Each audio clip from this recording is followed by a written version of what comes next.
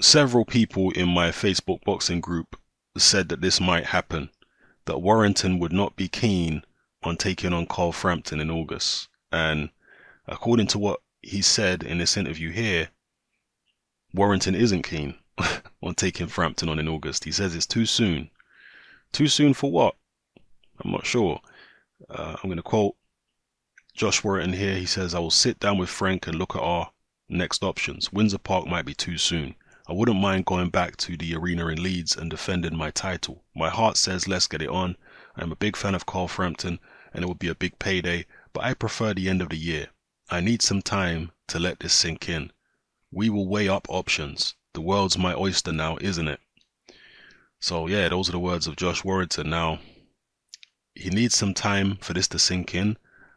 I'm taking that as a coded way of saying that he wants an easy defense first before he takes on Carl Frampton.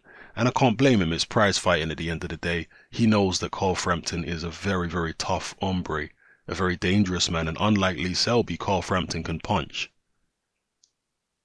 Yeah, he'll be up against a puncher in this fight with Frampton. So rather than go straight into that when he's only just won a title, rather than going straight into a fight where he could potentially lose it, and he's fighting in hostile territory, he doesn't have the Leeds fans behind him.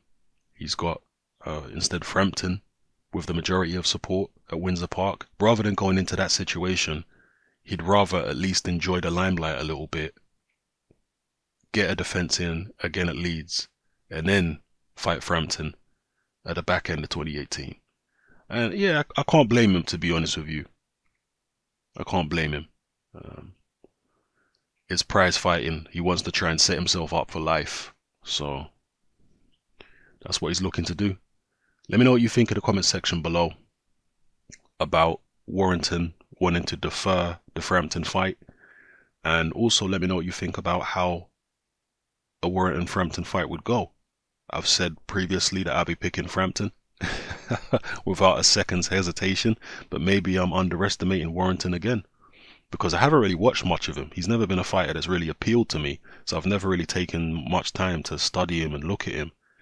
So his performance against Selby did catch me off guard a bit.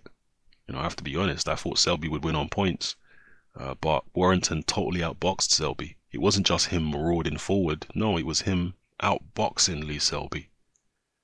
So perhaps I'm underestimating his boxing skills once again. Maybe he'll beat Frampton too.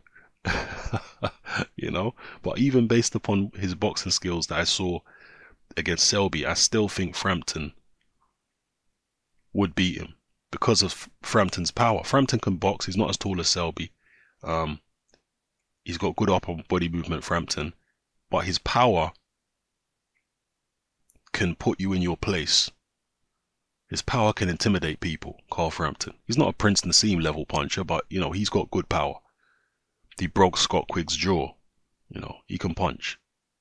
When he hits you, he makes you hesitate. I don't think Warrington would be so gung-ho against Frampton once he feels one of the big right hands from the Jackal. So, anyway, let me know what you think in the comment section, people. It's Hatman, I'm out.